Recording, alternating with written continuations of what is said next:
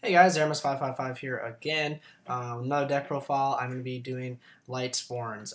No, this is not the Dragon Ruler version. I know that is the superior version than running Pure or say Twilight, but I do not like that version. It draws really bad hands a lot. It is busted. Like I honestly think the fact that you can just use Eclipse Wyvern to get the JDs out of the deck so you don't mill them, and then banish them for free with the E-Dragons, and then get a big beater, and then add 2 JDs to your hand is pretty silly.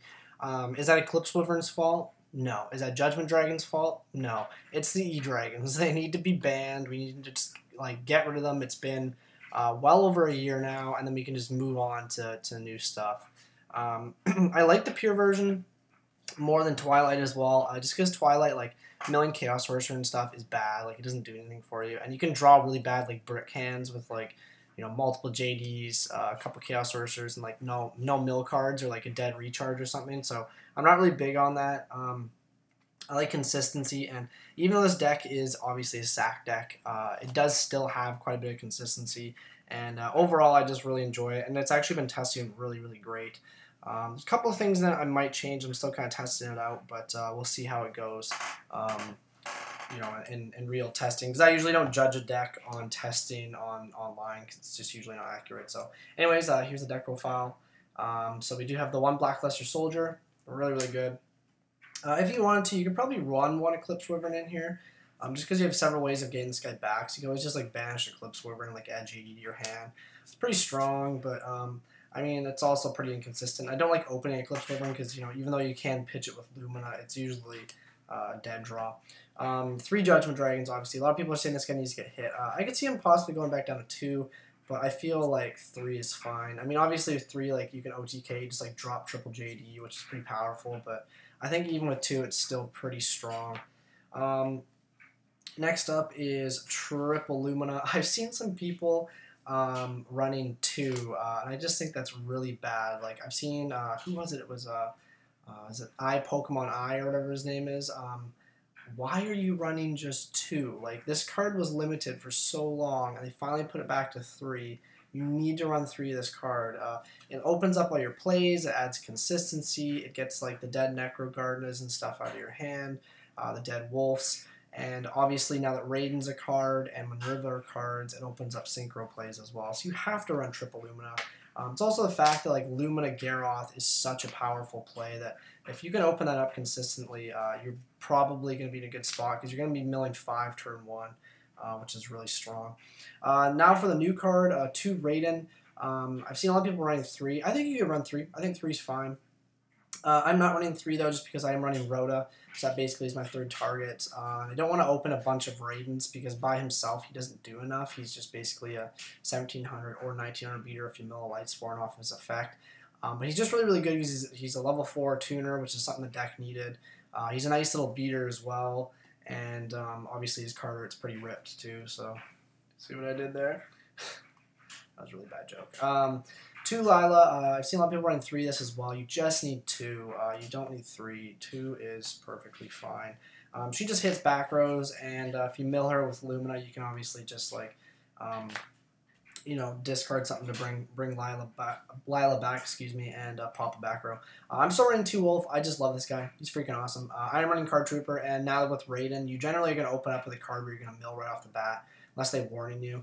Or bottomless Raiden, which can happen. But Wulf's just great because, if you summon Raiden, mill 2, specials this guy, you can either just leave him on the field, then you have a 1900 and 2100 beater, or you could synchro up for an 8, which is really strong. Stardust Dragon, I don't run it in here, but I mean, if you did, Stardust Dragon's pretty good against Hat. So, and I'm running the 1 Garoth, obviously, the 1 Jain, and then the 1 Ehren, really good. Great against the hands and stuff as well.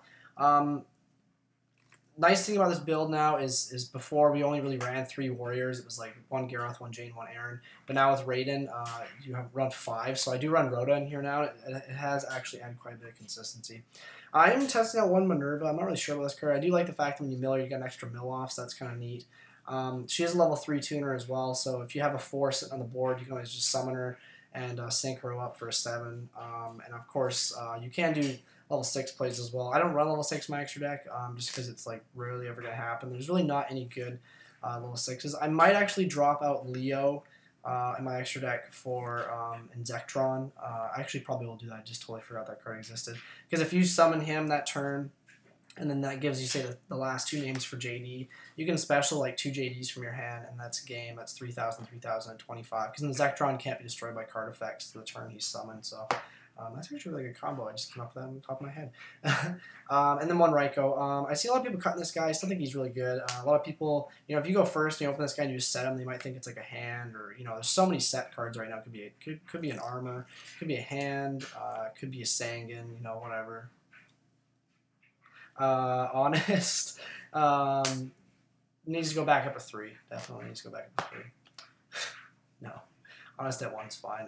I like to see 2, but I mean, that'll make Constellars really strong, and that'll make Boojins even stronger, and I'm sick of Boojins. Like, they just play themselves.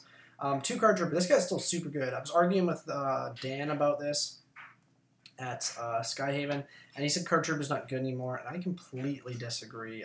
Just being able to summon a monster that gets on our bottomless milling 3 is just really powerful.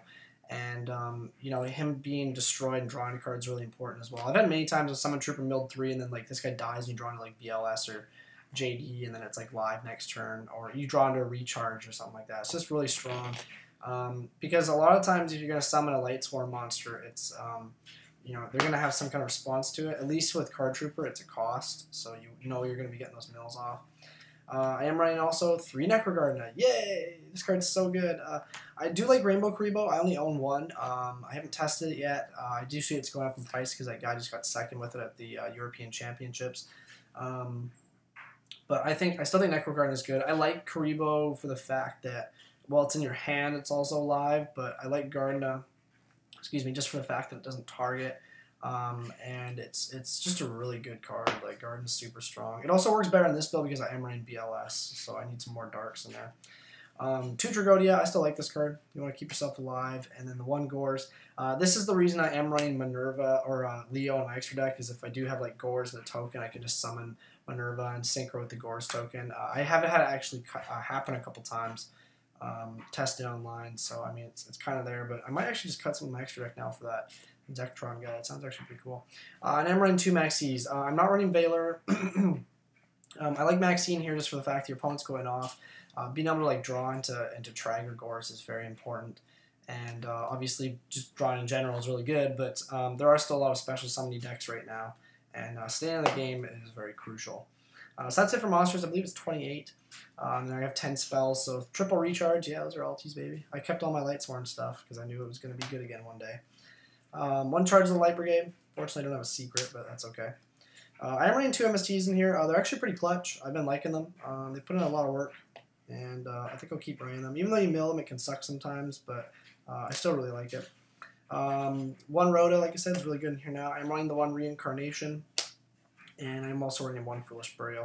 I mean, I could opt to drop out Ryko and run a Celestia. I don't like Celestia because it's dead draw, but this version of the deck now has a much higher consistency rate of keeping bigger monsters on, or keeping monsters on the board, especially Lightsworn, because of Gardna and stuff like that. So, and just Field Swarming in general. So, I mean, there's a really high chance now that Celestia is going to be live more often. So, I mean, you could definitely run her if you want to.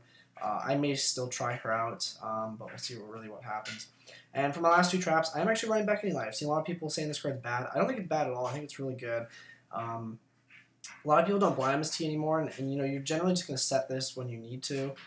Late game, it's really great just for getting back JD, BLS, Honest, you know, Lumina, a couple Luminas, whatever you need back. And it's just really, really powerful. It can also get rid of those dead cards in your hand, such as the Gardnas and the Wulfs, and it just helps with you know, recycling and whatnot. So I think Beckoning is really, really strong. I'm actually surprised more people are running it.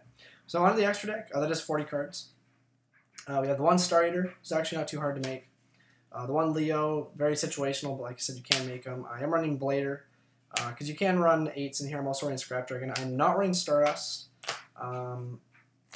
Honestly, like, I don't know, Stardust by himself I'm not a big fan of. I like making Stardust and having protection because I'm always afraid of like Big Eye and stuff, so I really don't want to lose to my own Stardust Dragon. 2 of the new Synchro. I've seen some people running 3. You only need 2. Now you may ask, why do you only need 2? If the first one dies, he does count as a Lightsworn name. So if he dies, and then you summon another one and it dies, you can actually send the first one back to your extra deck and gain 300 life points. So they just kind of like cycle themselves. They recycle, recycle, recycle.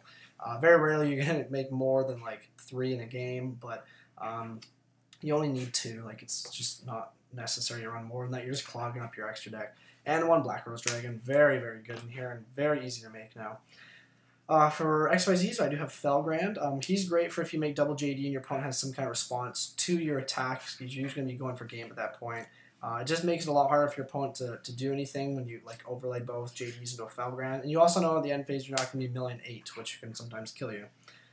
For rank 4s, I'm running Paladinamo. Really good. I'm also running Diamond Direwolf. And I'm also running Emerald. I would be running 101, but once again, as you guys know, I do not own one. This extra deck would be a little different if I owned a couple different cards. For rank 3s, I do run Leviathan Dragon. I'd probably cut him out. Levier, very important. Alucard's fantastic as well, and I still love Zenmane's, just very clutch. I haven't tried Twilight out now with the yet, I should say, with the new support. I think Twilight is fine. It's just not as consistent, but you can do some really explosive plays with that deck, like Tour Guide. You're running the Tour Guides, you're running the Chaos Sorcerer, and you just have a lot more plays. But I still prefer Pure. I find it more consistent, and Judgment Dragon is a very powerful card just by himself. So, anyways, guys, that's the deck profile. Thanks for watching. Make sure to like, comment, subscribe. The deck list will be down below. And if you have any comments, I love to hear what you're thinking, so comment down there. Anyways, thanks, guys. Peace.